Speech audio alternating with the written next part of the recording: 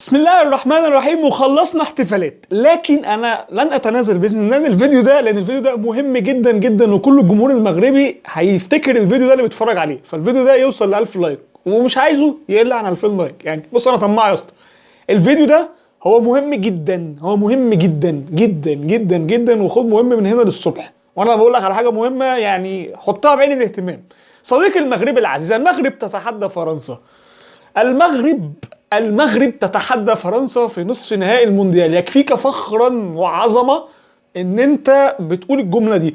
ممكن واحد تاني يبقى يعني بيعظم اكتر من المغرب، وحقه ان هو فرنسا بتتحدى المغرب، لان المغرب تستحق الحقيقة ان هي تبقى منتخب عظيم، الاول عربيا، العاشر عالميا، اللي هيتقدم في التصنيف اكتر واكتر باذن الله في الفترة اللي جايه.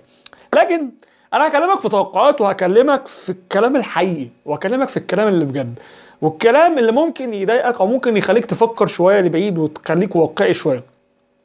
كاس العالم فيه 32 منتخب.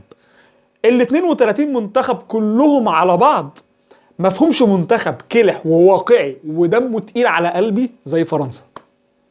فرنسا بتلعب يعني فرنسا بنحبها بتاعت زيدان وكده وهنري، لكن فرنسا الحاليه بتاعت ديشامب وبتاعت جيرو وبتاعت الناس الغريبه العجيبه اللي موجوده دي، هي فريق واقعي جدا. فريق يعني بص بيلعب، يعني عارف انت لو بتتكلم عن المغرب ان هي بتدافع بالعشر لعيبه لما بتبقى كسبانه وبتلعب بالشكل التكتيكي المنظم، المباراه دي هتبقى حذره جدا. المباراه دي ليها سيناريو من الاثنين، ودي التوقعات اللي انا جاي اتكلم فيها دلوقتي. سيناريو من الاثنين، يا اما المغرب تخطف من كرة ثابته في اول الماتش وتنام عليه، وتفتح الامور لفرنسا ان هي تهاجم فتاخد المساحه، فالمغرب تمشي الدنيا كده تمام. وده سيناريو صعب قوي، ده سيناريو صعب قوي، لان فرنسا الميزه اللي ما قابلهاش المنتخب المغربي في كل المنافسين ان المدافعين بتوعها اقوياء، وان المنتخب الفرنسي بيلعب بالاربعه تقريبا هم مساكين. تاني حاجه والمهمه، دي كلها حاجات لازم المنتخب المغربي يبقى واعي ليها. انا مش بقول لك ان ده هيعقد المهمه، لكن دي حاجات موجوده معاك وانت شايفها. المنتخب الفرنسي لاعب النهارده انجلترا، ولاعب قبل كده استراليا ومش عارف تونس ومش عارف مين، ولاعب بولندا، لاعب منتخبات اقل شويه من انجلترا. في مستوى انجلترا انا دافعت قدام الانجليز، سبت لك الكوره.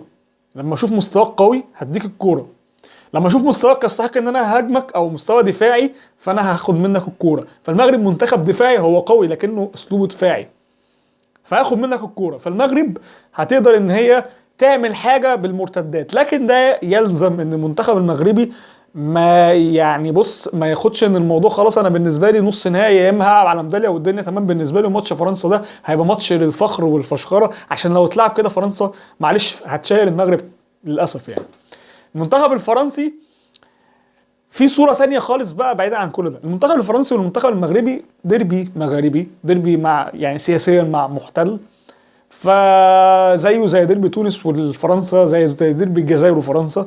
فرنسا بالنسبه لدول شمال افريقيا والمغربيه كلها، وانت لازم هتلعب. بص انا كنت لسه قايل لحد يعني صديق لي قبل حتى ماتش المغرب والبرتغال، توقعت ان المغرب هتكسب، وان هي لو لعبت فرنسا يبقى ماتش يعني على شرف كل واحد من لعيبه المغرب.